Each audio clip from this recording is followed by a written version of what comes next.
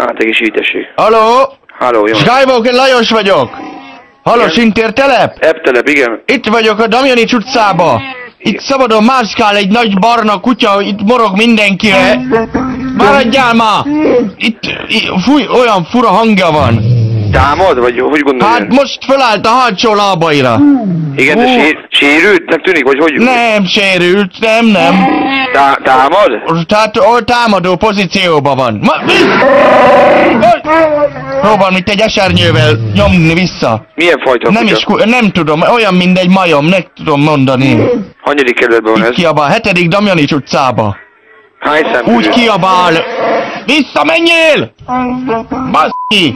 Bocsánat! Damjanics utca hány számnál? Damjanics 74 körül, itt látom, pont a házunk ki van írva. A környék előtte van közvetlen? A trafik mellett. Milyen trafik? Trafik? Aha, tehát Damjanics utca 74 előtt támadó kóbor. Igen. Nevet kérek szépen? Skywalker Lajos! Vissza! Támad megint! Ó, de olyan hülye hangja van, én nem tudom milyen állat, de borzalom. De akkor nem kutya, nem? Olyan, mint egy majom, de lehet, hogy elszabadult valahonnan, de inkább kutyámajom. Hón alatt van egy centrifuga.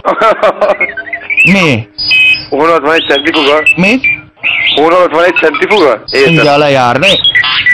Hallgassa meg! Hallgatom. Aha, ez nem Artur az izéből, a Star Warsból? Nem. Mi az? Van velük egy aranyember. Hogy? Egy aranyember, van velük. You know better than to trust a strange computer. Az is van, már mikor mindenki megjelenik? Az. Igen? Valami külföldi. Aha. Na most... menjél a kurva anyádat! Na most a Han Solo Play, a házmester elszaladt egy sokkolóért. Még egyszer? A Han Solo Play, a házmester elszaladt a sokkolóért. Megharapta majdnem a kislányát, Leát. Most mi ez? Medve vagy majom, vagy akkor mi ez? Inkább kutya. Inkább kutya, az nem tudta eldönteni, hogy most majom vagy... De megjött Obi-Wan bácsi. Hogy hívják őt?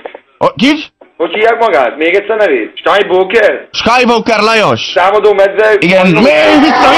Vissza! Obi-Wan bácsi itt van. Most ez nem egy ember? Fejére borított egy fekete műanyag papírkosarat. Odaadom neki a telefon. Hogy? Az erő velünk van.